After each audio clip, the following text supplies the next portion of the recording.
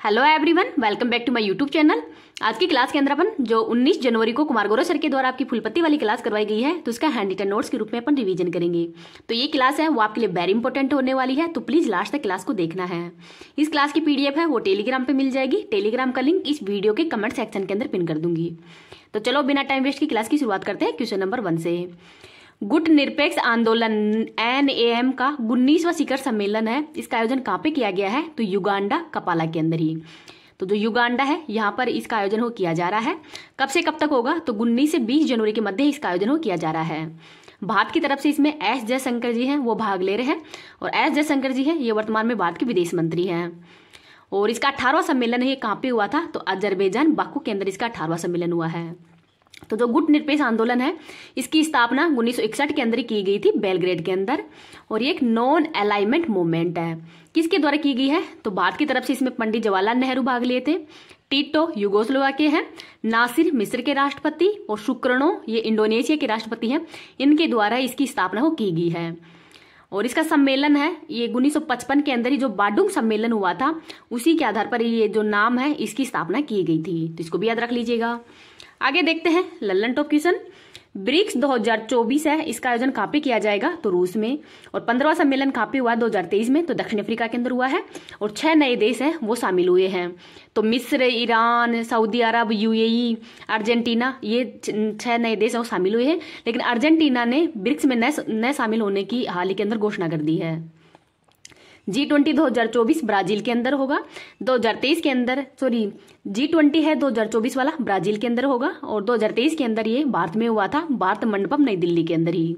और इसकी थीम क्या थी? तो वसुधैव कुटुंबकम इसकी थीम थी।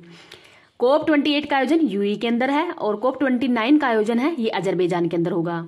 इंटरपोल की 91वीं बैठक ये कहाँ पे हुई है? तो वियना ऑस्ट्रिया के अंदर हुई है। और 90वीं बैठक वो नई दिल्ली के अंदर हुई थी। इंटरपोल की स्थापना कब की गई है? तो इंटरपोल की स्थापना 7 सितंबर को की गई थी 1923 को ही। और अब इसका पहला अंतर्राष्ट्रीय पुलिस सहयोग दिवस है वो भी मनाया जाता है 7 सितंबर को ही, तो इसको भी याद रख लीजिएगा। आगे देखते हैं क्वेश्चन नंबर 2।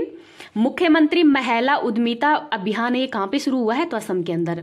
असम के वर्तमान में CM कौन है? तो हेमंत बिस्वा है। और इस अभियान का उद्देश्य क्या है? तो महिलाओं का कौशल विकास करना है, इसका प्रमुख उद्देश्य है। और महिलाओं की जो वार्षिक आय है उसको 1 लाख करना इसका लक्ष्य है। तो महिलाओं की जो वार्षिक आय है वो 1 लाख रुपए करना इसका लक्ष्य है। महिलाओं को लखपति बेदोवा, तो जो बेदोवा है ये बहन कहते हैं असम के अंदर ही। तो महिलाओं को लखपति बनाना इसका प्रमुख मेन उद्देश्य है। और जो माइक्रो इंडस्ट्री है वो मतलब इससे बढ़ावा मिलेगा। और इसमें शर्तें भी रखी गई हैं कि जर्नल वो OBC हैं उनमें महिलाएं हैं उनको 3 से अधिक बच्चे नहीं होने चाहिए, और SC ST हैं इनको 4 से अधिक बच्चे नहीं होने चाहिए। अगर जिनके 4 से ज्यादा बच्चे होंगे वो इस अभियान का हिस्सा नहीं होंगे। ललन टॉप क्वेश्चन देखते हैं असम से संबंधित। अंबुबाची का मेला असम के अंदर ही है, और एक कामाख्या माता का मंदिर कहाँ पे है? तो ये असम के अंदर ही है। अमृत वृक्ष आंदोलन असम में के अंदर ही है। बिहू और बांगचू महोत्सव असम के अंदर। देहिंग पटनई नेशनल पार्क असम में। और भारत का नवीनतम शास्त्रीय नृत्य कौन सा है? तो सत्रिया है, और ये भी इसको 2000 के अंदर ही जो शास्त्रीय नृत्य का दर्जा दिया गया था। आगे देखते हैं क्वेश्चन नंबर 3। दुनिया की पहली परमाणु बैटरी बनाने वाला स्टार्टअप बीटा वोल्ट का संबंध किस देश से है? तो चाइना से है। और इसका क्या फायदा होगा बीटा वोल्ट का? तो ये बार बार चार्ज नहीं करना पड़ेगा, इसका आकार छोटा है, और ये 50 वर्षों तक इसकी चार्ज करने की आवश्यकता ही नहीं होगी, मतलब 50 वर्षों तक ये लगातार चल सकता है। और इसमें किसका उपयोग किया गया है? तो समस्थानिक के उपयोग से, जो समस्थानिक है वो इसमें बिजली है वो उत्पादित करते रहेंगे, जिससे कि इसको चार्ज है वो नहीं करना पड़ेगा। और इसमें 63 समस्थानिक है वो लगाए गए हैं, इसको भी याद रख लीजिएगा। ललन टॉप क्वेश्चन देखते हैं। परमाणु बम के जनक कौन है? तो ओपनहाइमर है। और परमाणु बम है ये नाभिकीय विखंडन पर आधारित है। आगे है भारत की स्वदेशी परमाणु पनडुब्बी तो INS अरिहंत है।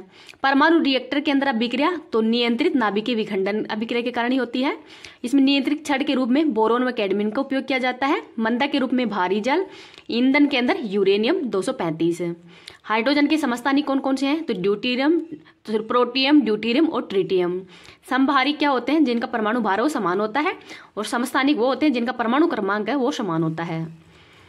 क्वेश्चन नंबर 4 देखते हैं। दुनिया का सेकंड सबसे मूल्यवान IT ब्रांड है वो कौन सा है? तो TCS है, टाटा कंसल्टेंसी सर्विसेज।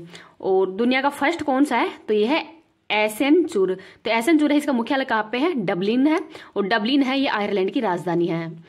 तो जो TCS है इसके शेयर के अंदर ही 11% का उछाल हुआ है हाल ही के अंदर, और इसकी वैल्यू वर्तमान में कितनी है, तो 19.2 बिलियन डॉलर की इसकी वैल्यू है वो हो गई है।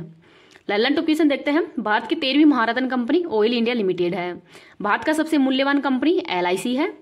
IT एक्ट कब का है, 2005 का। और नेशनल स्टार्टअप डे कब मनाया जाता है, तो 16 जनवरी को मनाया जाता है। और हाल ही के अंदर स्टार्टअप अवार्ड भी दिए गए हैं, जिसमें कि 1 करोड़ प्लस में मतलब किसको दिया गया है, तो ये गुजरात है। और 1 करोड़ माइनस वाले में कौन है, तो इसमें पहले स्थान पर हिमाचल प्रदेश है। नेक्स्ट है क्वेश्चन नंबर 5। केंद्र सरकार ने किसे 9वीं भारतीय शास्त्रीय भाषा के रूप में ही अपनाने की घोषणा की है, तो फारसी को। तो 3 नई भाषाओं की, जो 3 नई शास्त्रीय भाषाएं हैं, इनकी घोषणा की है। घोषणा किसने की है, तो S जयशंकर के द्वारा ही की गई है, जो कि वर्तमान में ईरान गए हुए हैं। तो पाली, प्राकृत और फारसी। तो 7वें नंबर की पाली है, और 8वें नंबर की प्राकृत है, और 9वें नंबर की फारसी भाषा है।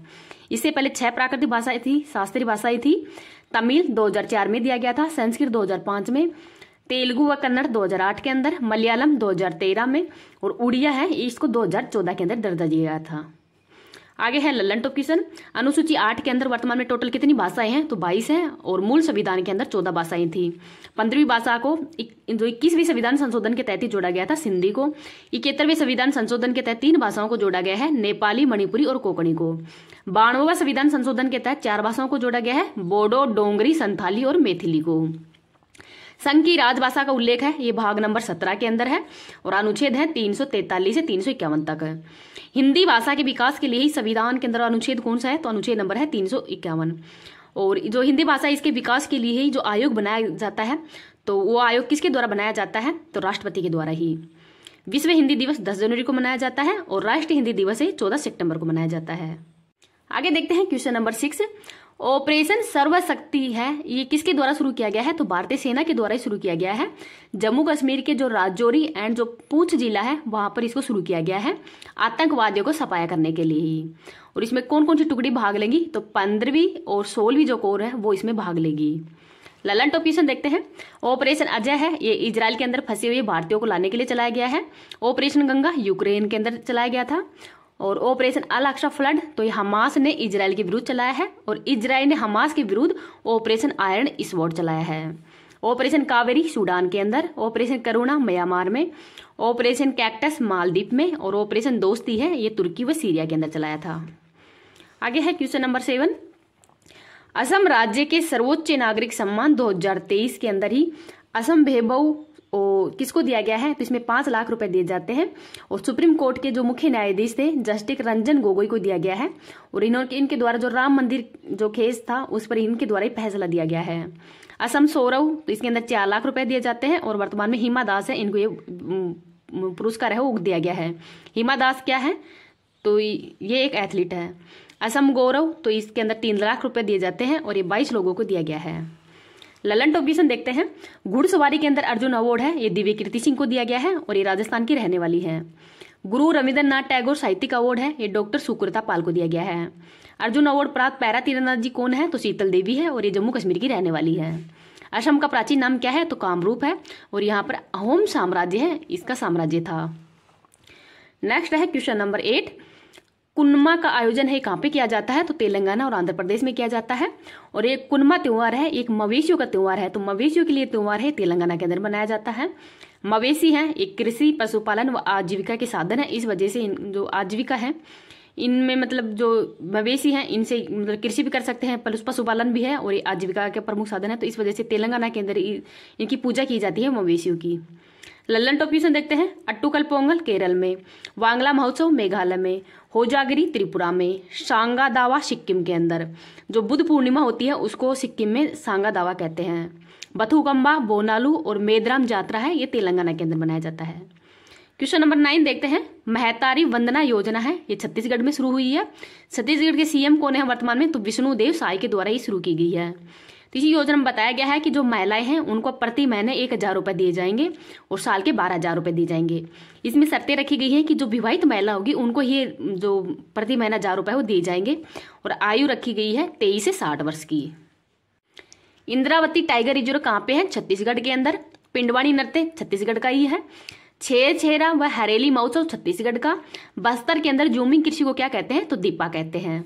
क्वेश्चन नंबर 10 देखते हैं। ऑपरेशन मार्ग बार सरमाचर, तो ये किसके द्वारा शुरू किया गया है? तो पाकिस्तान ने ही शुरू किया है। पाकिस्तान ने ईरान के विरुद्ध है ये ऑपरेशन वो शुरू किया गया है।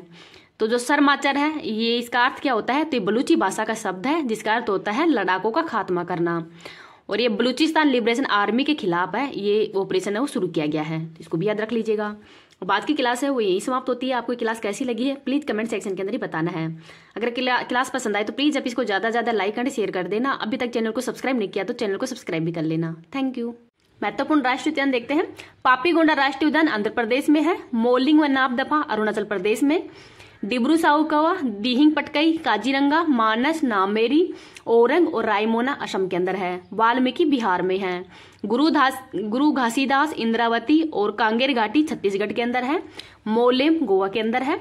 ब्लैक बग व गिर गुजरात के अंदर है। कालेसर व सुल्तानपुर हरियाणा के अंदर है। महान हिमालय, खीरगंगा और पिनवेली हिमाचल प्रदेश के अंदर है। बेतला झारखंड के अंदर है। अंसी, बांदीपुर, बन्नेरघट्टा, कुंद्रेमुख व नागरहोल ये कर्नाटक के अंदर है। एराविकुलम, पेरियार और मोन घाटी केरल के अंदर है। बांधवगढ़, सतपुड़ा, वन विहार, पेंच, कान्हा, कुन्नो और महादव तथा पन्ना ये मध्य प्रदेश के अंदर ही है।